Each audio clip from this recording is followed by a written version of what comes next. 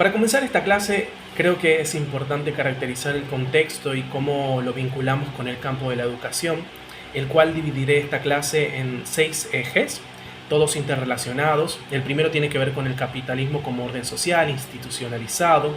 También definir el capitalismo contemporáneo como un sistema económico, también como un modo de producción y producción social de la vida social que busca la mercantilización constante para maximizar el valor más que nada.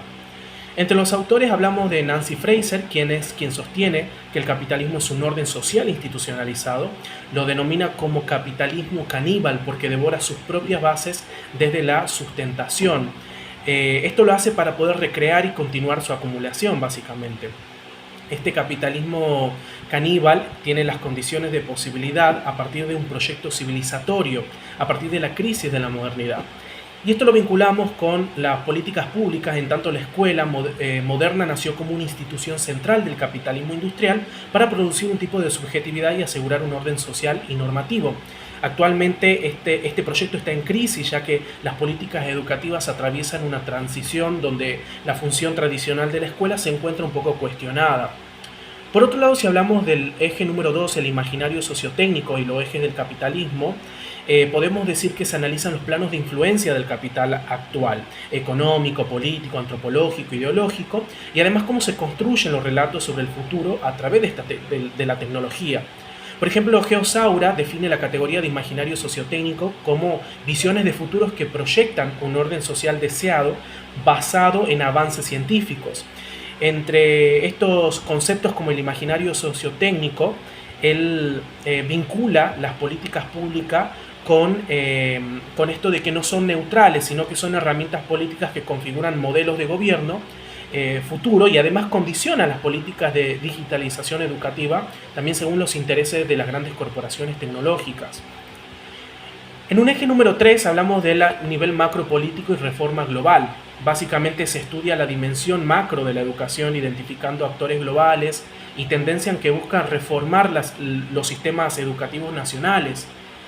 Por ejemplo, Mauro Harkin, en su libro La pedagogía del capital, analiza cómo los empresarios y la nueva derecha impulsan reformas educativas funcionales básicamente al mercado. También Luis Bonilla, investiga la ruta para la toma de decisiones, señalando cómo se diseñan las políticas educativas a escala global antes de llegar a los países. Ejemplos como el Banco Mundial, donde se identifican los principales actores quienes imponen la agenda global, como por ejemplo las pruebas PISA, que son un tipo de política que ejercen estos actores. La vinculación con las políticas públicas básicamente tiene que ver con que el objetivo actual de estas políticas macropolíticas es generar capital humano en lugar de ciudadanos disciplinados de la era industrial, promoviendo la rendición de cuentas y las injerencias de las ONGs y las fundaciones en lo público. En cuanto al eje número 4, hablamos de tendencias globales y el azar en la política.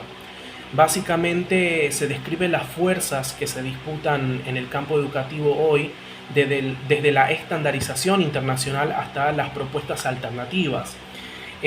Como habíamos dicho antes, Luis Bonilla Molina, uno de estos autores, identifica 4 tendencias y que son reformadoras, internacional, la estandarizadora, por ejemplo, la transformación digital, como el foro de Davos, las ultraderechas que quitan la centralidad del Estado. Uno de los autores es Klaus Schwab, referente de la transformación digital a través de su libro La Cuarta Revolución Industrial.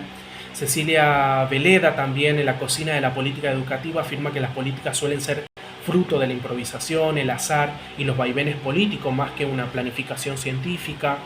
Los conceptos principales, por ejemplo, de GAFAMs, Google, Amazon, Facebook, Apple, Microsoft, que tienen objetivos de desarrollo sostenible, tendencias alternativas, y la vinculación con las políticas públicas, las políticas educativas.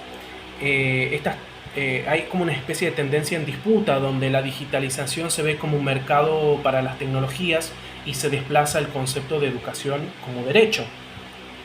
En un eje número 5 hablamos del nivel mesopolítico, escuelas y pedagogía en disputa, donde analizamos cómo las instituciones y los debates pedagógicos se reconfiguran ante la demanda de mercado, ante las demandas del mercado y la crisis civilizatoria más que nada. Entre los autores, Marcos Raúl Mejía describe el tercer ciclo de reformas donde el conocimiento se convierte en mercancía, propone un proyecto alternativo basado en capacidades integrales frente al modelo de competencias. Entre los conceptos hablamos de industria del conocimiento, las áreas STEM, ciencia, tecnología, ingeniería, matemática. Hablamos de competencia, saber hacer productivista versus capacidades.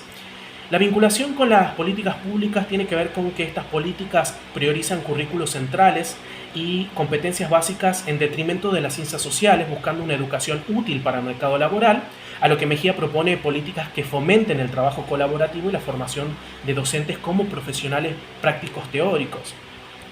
Y finalmente, en el eje número 6, el nivel micropolítico, la construcción de subjetividades, se pregunta qué tipo de ser humano buscan producir las políticas educativas actuales y enfocándose, digamos, en la subjetividad neoliberal.